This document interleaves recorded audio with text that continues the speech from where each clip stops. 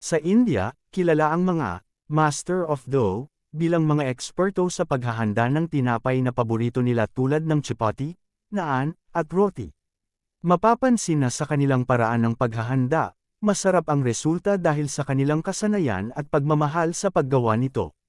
Nakikita natin na maraming keso ang nilalamas at nilalagay sa kanilang mga tinapay, na parang gigil na gigil nilang nilalamas, at hindi nila ito tinatablan ng pagdududa o pag-aalinlangan.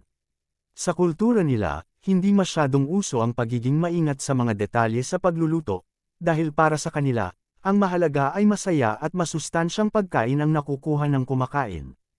Hindi nila pinapansin ang mga maliliit na pagkukulang, basta't matibay ang sikmura at hindi meslan ang kumakain, malakas ang katawan at kaya nilang tanggapin ang anumang paraan ng pagluluto.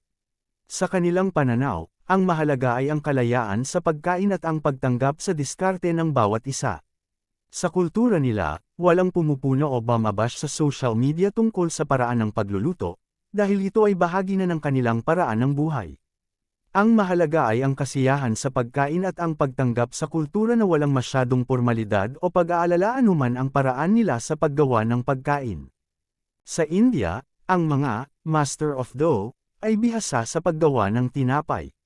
Mahalaga sa kanila ang sarap at sustansya, kaya't malaya sila sa pagluluto ng walang pag-aalala sa kritisismo. Ang kultura nila ay nagpapahalaga sa tibay ng sikmura at pagtanggap sa iba't ibang diskarte sa pagkain.